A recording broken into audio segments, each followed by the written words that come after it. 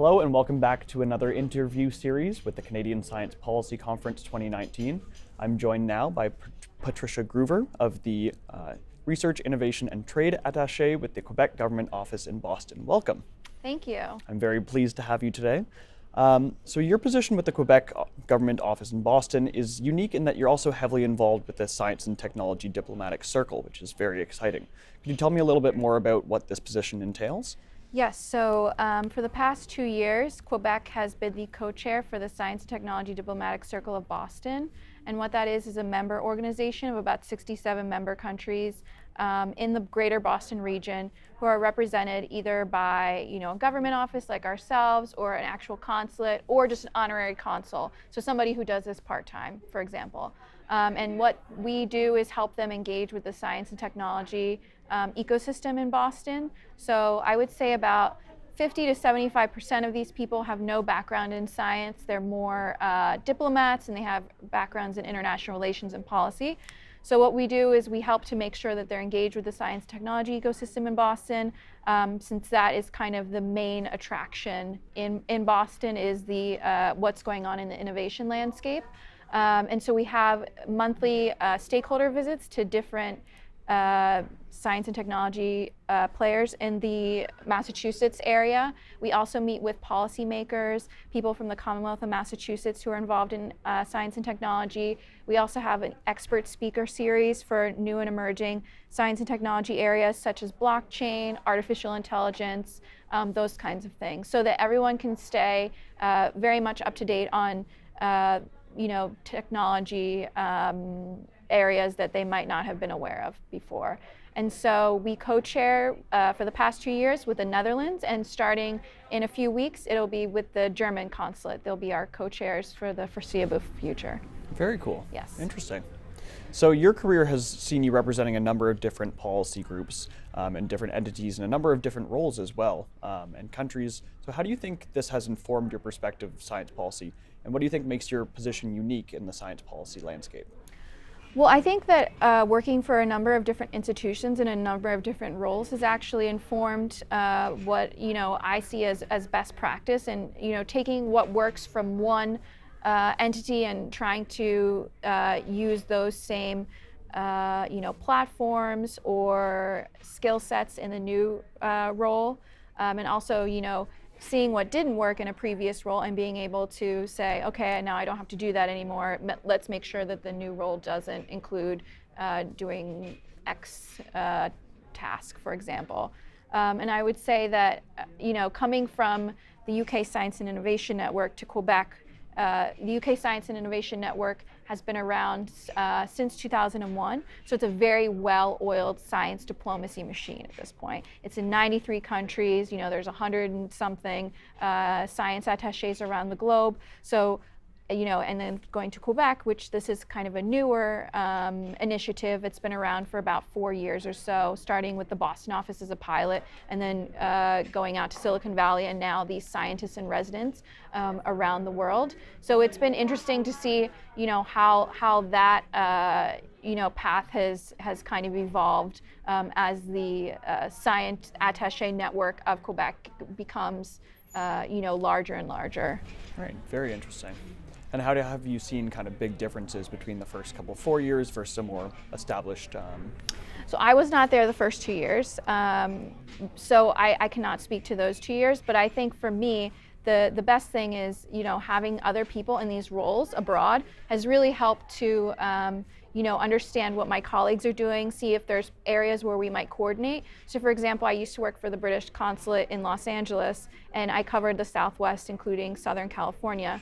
We have a big trade show in June of this year called Bio that will be in San Diego, and I'm working with the innovation team to build the innovation mission for that trade show. And so my colleague, who's based in San Francisco, has not yet had a chance to go to San Diego, so I'm helping him with stakeholder mapping, for example, to figure out where are the best people for our stakeholders in Quebec to meet with. Excellent, very cool. Yeah. So you recently participated in 2 panels here at CSPC that were titled The Role of the Next Generation in Science Policy and What Future for Young Science Policy Practitioners. So what do you think are the kind of biggest take-home messages of these panels, and why do you think that these topics are so important? Well, I think maybe the biggest takeaway from both of the panels is, there's no one-size-fits-all career path for working in science diplomacy or science policy even. What works for some people might not work for others. There are certain paths for such as the scientists in residence. They're PhD students who just graduated and then they go and spend a year abroad as a scientist in residence at a Quebec delegation abroad. Those are actual, pretty linear paths, but the way I've navigated my path is very different, but we end up in the same role. So like I said, it's not a one-size-fits-all career path, and I think that is, a great thing for people who might be thinking about changing their careers.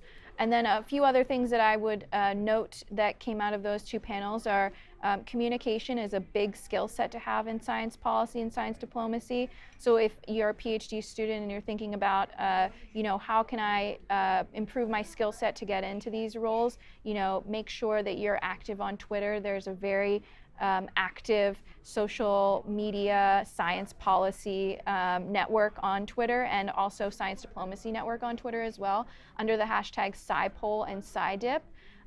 So that's one way to engage, writing op-eds, writing policy memos, that kind of stuff, getting practice.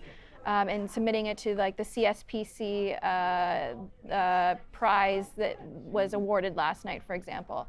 Another thing would be try to get experiences, if you are interested in science diplomacy, living and working overseas. Nothing beats that actual experience of being able to leverage, what it takes to navigate another country's scientific, system. And then the third thing is be proactive. So if you can find a way to engage in your school by setting up like a science policy club or a science diplomacy club, something like that. In the US, there's a lot of different organizations like that. We have the National Science Policy Network, which just kind of launched last year, the year before.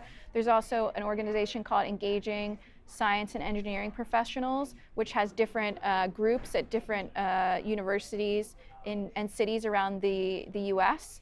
And they meet, they have networking sessions with science policy professionals, and so starting like a chapter or something like that at your college or your university can also be a way to gain access to a field that might seem, a little bit nebulous, and how to, take your first step into this career path. Interesting. So kind of in closing statement, I know this is your first time that you've been to CSPC. So what do you think is the biggest benefit that you found of attending the conference? What did you like the most? Yeah, so for me, it's been engaging with people that I haven't met in real life. So like I said, there's a very active science policy and science diplomacy Twitter network out there. And so, I've been following people for 2 or 3, 4 years on Twitter, and then finally getting to meet them in real life is invaluable. And also, meeting people that I didn't even know existed. So I didn't know that there was a science counselor, for example, at the U.S. Embassy in Ottawa. So, meeting somebody like that to see if there might be ways to engage in the future. So it's really expanded my network being here, so it's been great. Perfect, very nice. So to wrap up then, is there somewhere online that our viewers could go to learn a little bit more about what you and your office are doing? Yep, so we have a Twitter handle at Quebec Boston, where you can find everything that the Quebec office in Boston is doing. And then for myself, it's at Patricia Gruver on Twitter, and that's where I'm most active. Great, excellent. Well, thank you very much for taking the time to do this today. It's been a pleasure to have you. Thank you for having me.